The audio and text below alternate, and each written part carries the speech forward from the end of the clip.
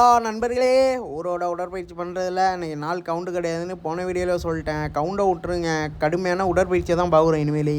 அப்படி தம்பியை புடிச்சிட்டு தம்பியும் காலையே வந்துட்டான். தம்பியை வண்டி ஏறா பண்ணேன். போன உடனே கருப்பு கப்பி தான் நண்பர்களே. கடைக்கு வெளில இன்னும் ஒரு ஷார்ட் எடுத்தேன். மக்கள்லாம் பார்த்தீங்களா, எல்லா விவசாய மக்கள் காலையில் கருப்பு கப்பியை போட்டு நம்மளும் நேராக ஜிம்முக்கு போயிட்டோம். சாரி நண்பர்களே, ஜிம்முன்னு சொல்லிக்கினே இருக்கேன். எதனாலன்னு கேட்குறீங்களா? அங்கே ஜிம்முக்கு போகிறதுனால. ஸோ இங்கே நம்ம கிரவுண்டுக்கு போகிறோம். அதனால் ஸ்கூல் கிரவுண்டுக்கு பக்காவாக வந்துட்டேன் நண்பர்களே.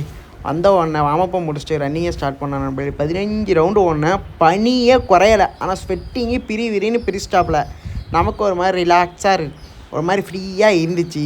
அவனை முச்சு விட்டு நம்ம எப்பொழுதும் அச்சைட்டு ஒர்க் அவுட் போடுவோம்ல, அதுக்குள்ளே வந்தாச்சு. பக்காவாக போட்டு முடிச்சுட்டு இருக்கும்போதே ஒரு கருத்தை சொல்லிடுறேன் நண்பர்களே.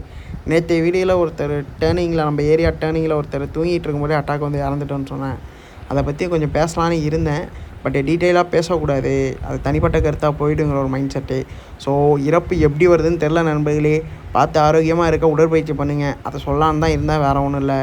நம்ம ஒர்க் அவுட் ஆனால் முடிச்சுட்டு ஸ்கூல் அப்படியே சுற்றி பார்த்துட்டு வெளியே வந்துட்டேன் நண்பர்களே. இந்த வண்டி தான் மொதல் சம்பாரிச்சு வாங்கின வண்டி. ஒரு மாதிரி ஹேட் டச்சிங்க.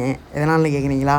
எங்கள் வீட்டில் வண்டியே கிடையாது நண்பர்களே. ஃபஸ்ட்டு வண்டியே இவன் மட்டும்தான். இதுக்கப்புறம் ரெண்டு வண்டி ஆகிடுச்சு நண்பர்களே. அதாவது இன்னொரு ஸ்ப்ளெண்டர் நம்ம வாங்கிட்டோம். இருந்தாலும் அவன் தான் நமக்கு எப்பொழுதும். அப்புறம் நண்பர்களே, நம்ம பெரிய கோயில், அதாவது எல்லாருக்கும் தெரியும் பெரிய கோயில், அது பக்கத்தில் உள்ள பூங்காவுக்கு போயிருந்தோம். எதனால்னு கேட்குறீங்களா?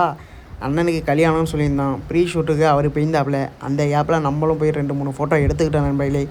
நம்ம இப்போ எப்பொழுதுமே கேமராவில் எடுக்கிறது கிடையாது, மொபைலிலே முடிச்சிடுறதா. அதனால தான் நண்பர்களே நம்ம ஊரில் மட்டும்தான் நண்பர்களே வீணை செய்வாங்க. அதாவது தஞ்சாவூர் பெரியவர்கள் பக்கத்தில் பூங்கா இருக்கும், பூங்காவுக்கு வெளியில் வீணை செய்வாங்க. அதை உங்கள்கிட்ட ஒரு கேப்சரில் காமிச்சிட்டேன். பெரிய வீடியோவாக நம்ம போடலான்னு இருக்கோம். எல்லாம் சப்போர்ட் பண்ணிங்கன்னா நல்லாயிருக்கும்.